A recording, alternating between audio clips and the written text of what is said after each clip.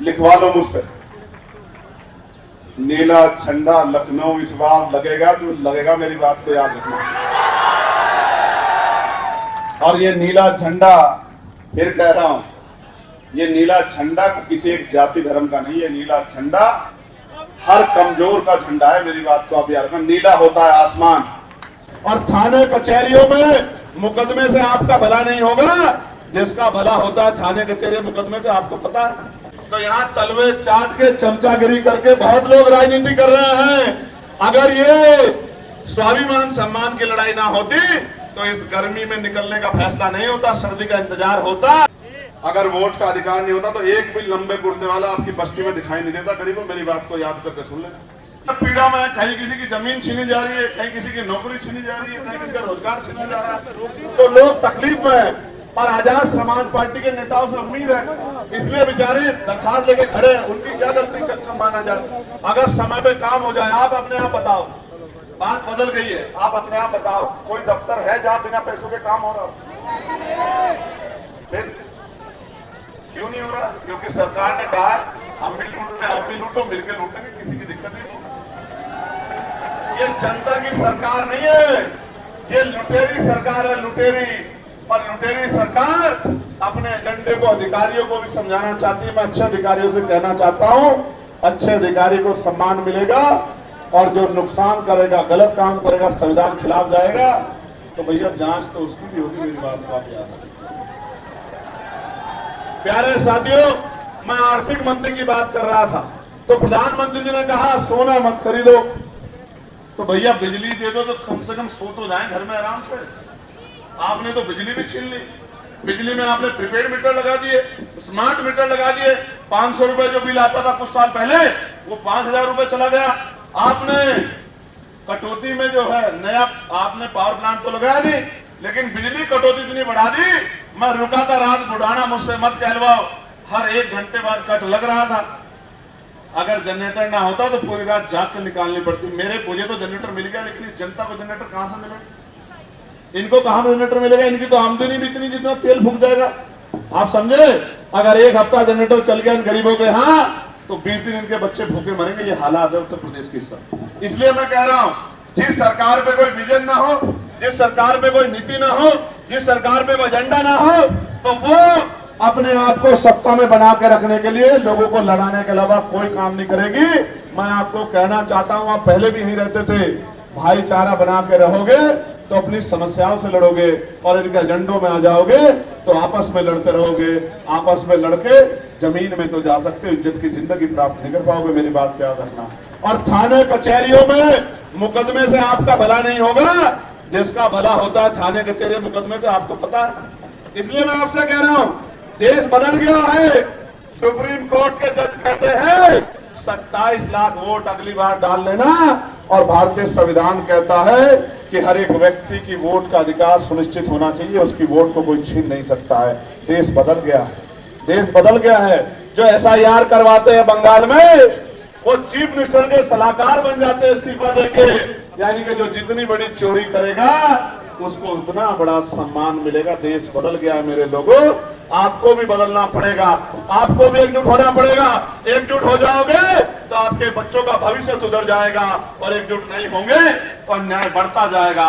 मैं कहना चाहता हूं, 33 मुद्दे हैं, पर्चे बांटे नहीं बांटे हम लोगों ने, लोगों के बीच में मिले नहीं मिले पर्चे आपको।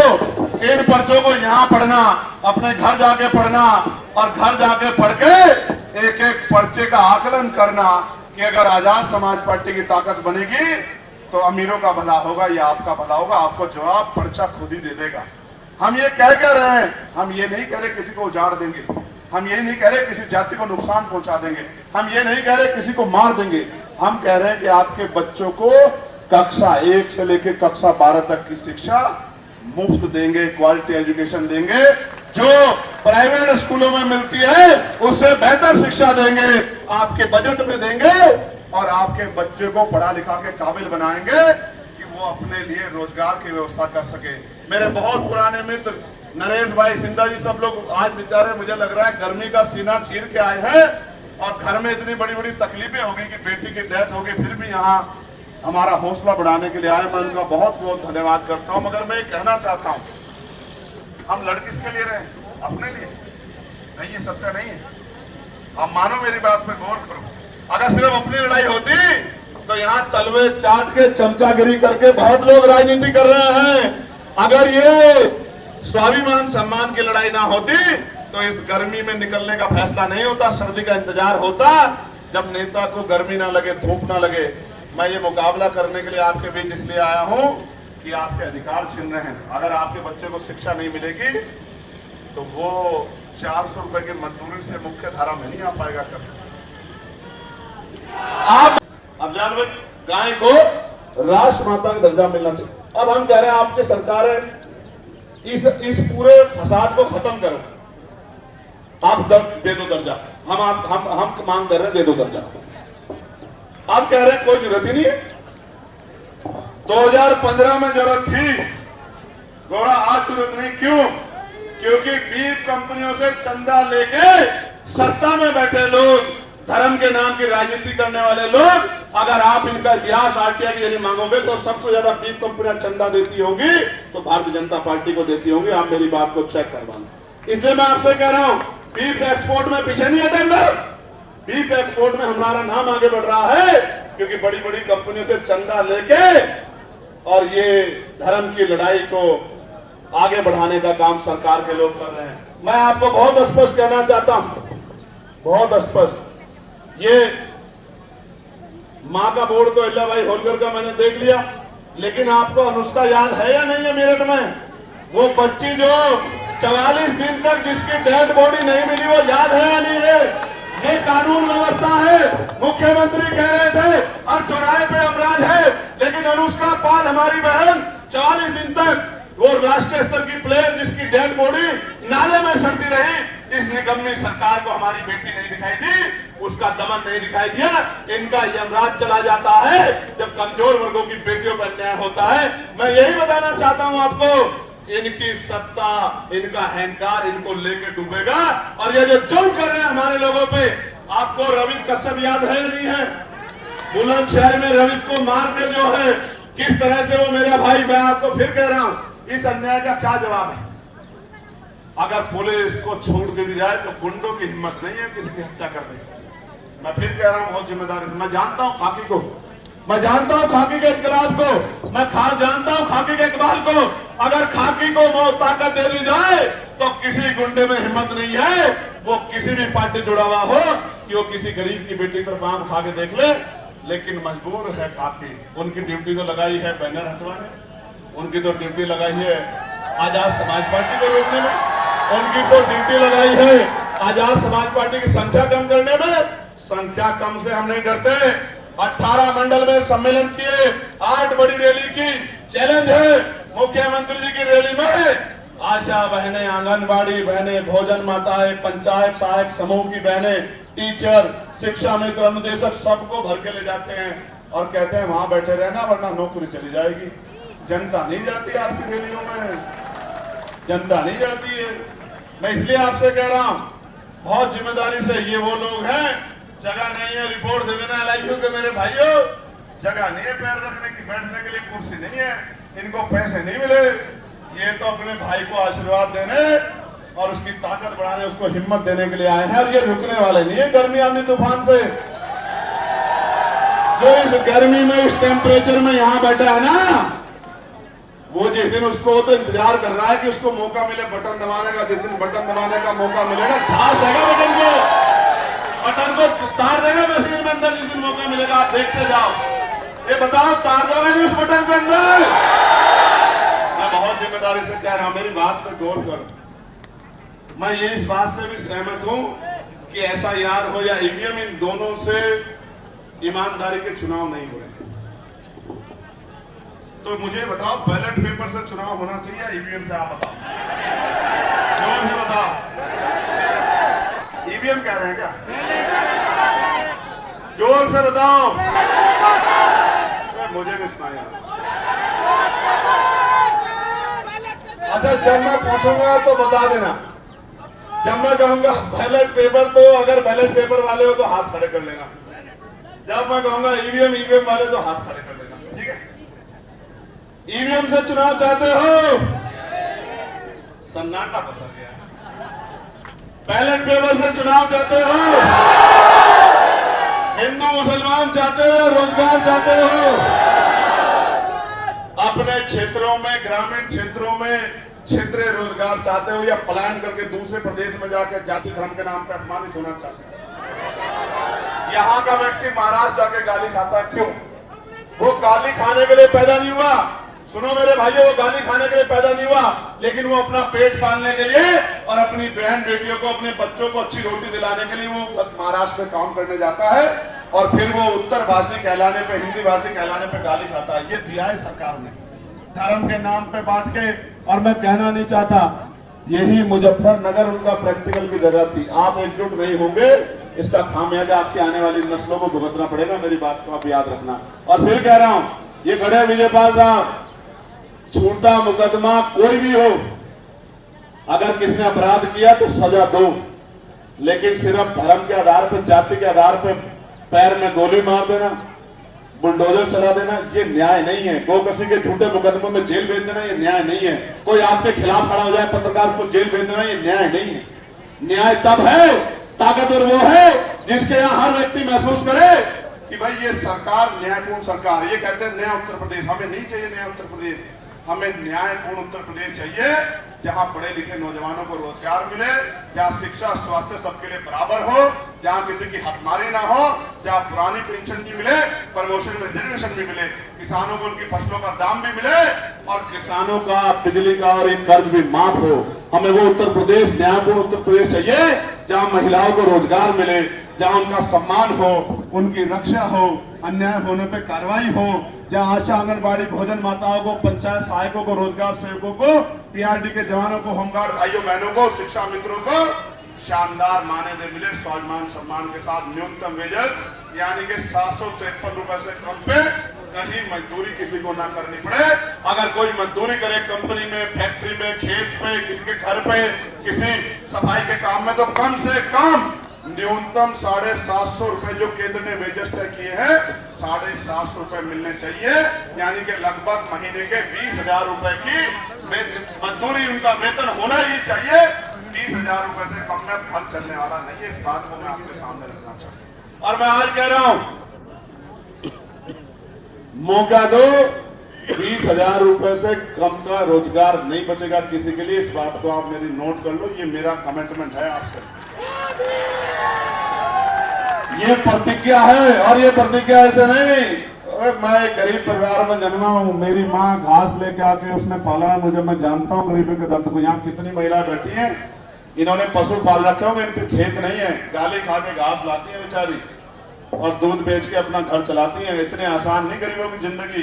अमीर का तो कुत्ता भी इस गर्मी में एसी लगा हुआ है इसके कमरे में, सर्दी आएगी हीटर लग जाएगा, बीमार होगा डॉक्टर आएगा बढ़िया, उसके खाने के लिए अलग से भोजन और दूध आता है, वो छोटे छोटे गोलियां टाइप। यहाँ तो जैसे रुकी सूखी मिल गई उसी में जीवन यापन करना पड़ता है।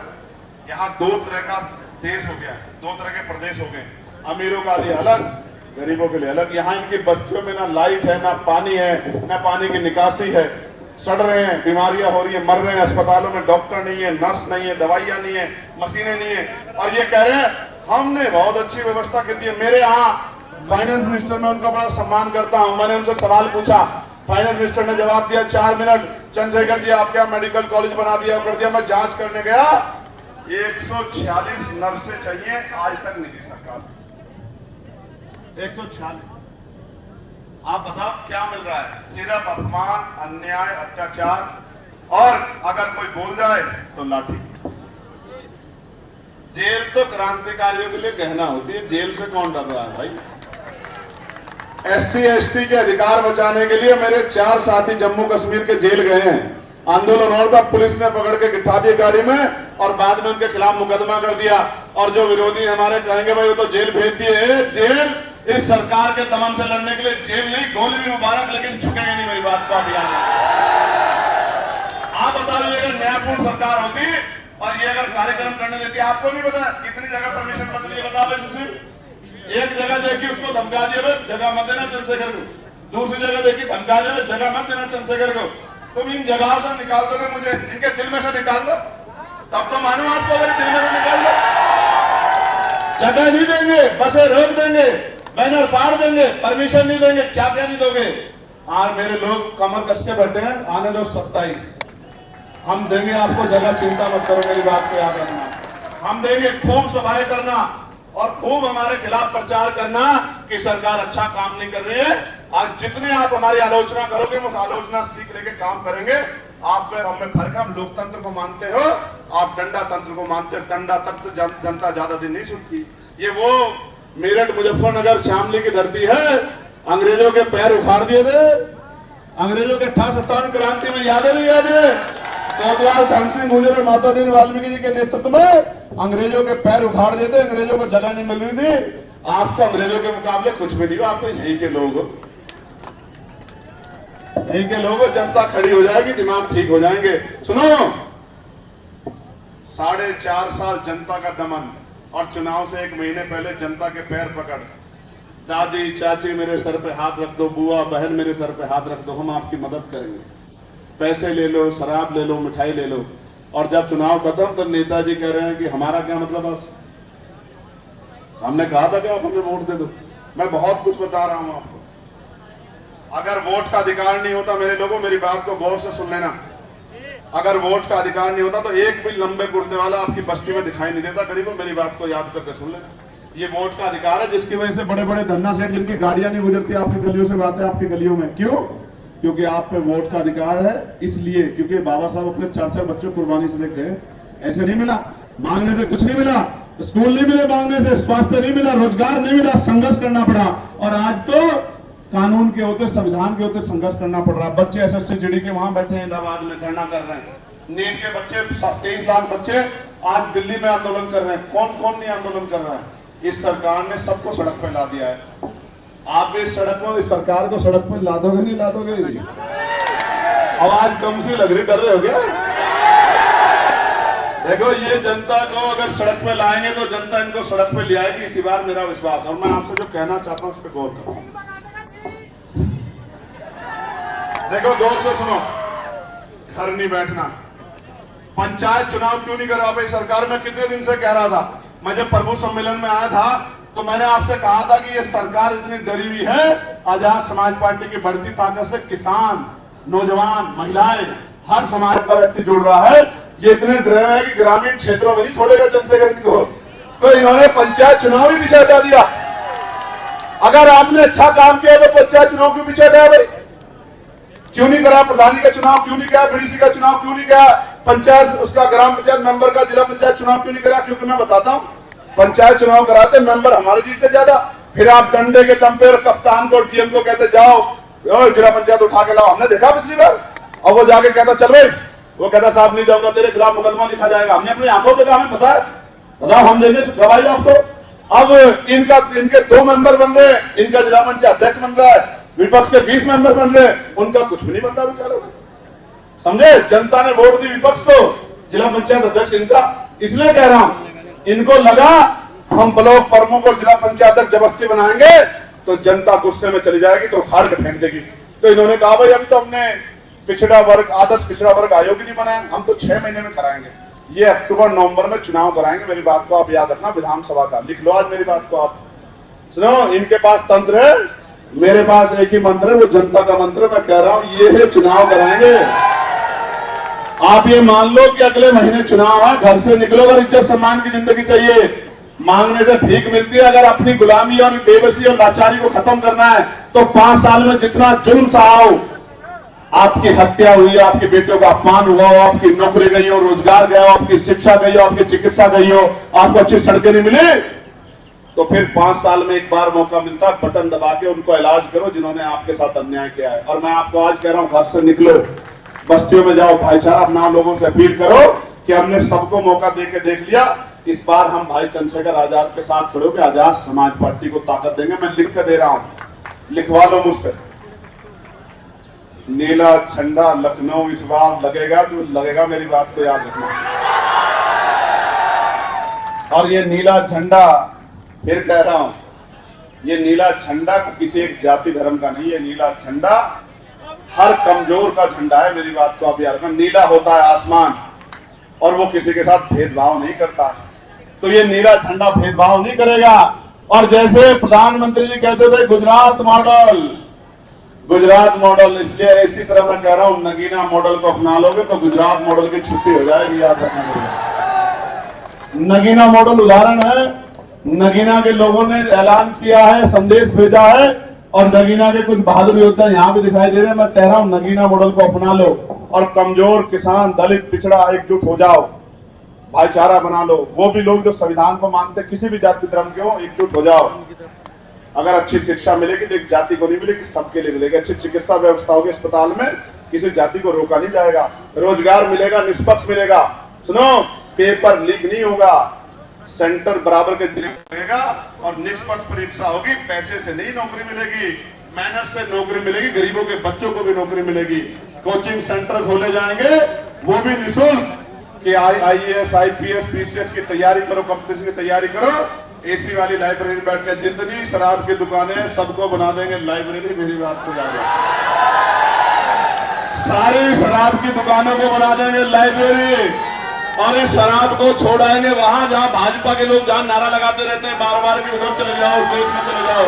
इस शराब के नशे को वहां छोड़ाएंगे, क्योंकि राजस्व तो चाहिए, लेकिन अपने प्रदेश के नौजवानी को, जवान को बर्बाद करके नहीं चाहिए राजस्व। समझे नहीं समझे? नौजवान रहेगा, देश रहेगा, प्रदेश रहेगा तो सब लोग रहेंगे।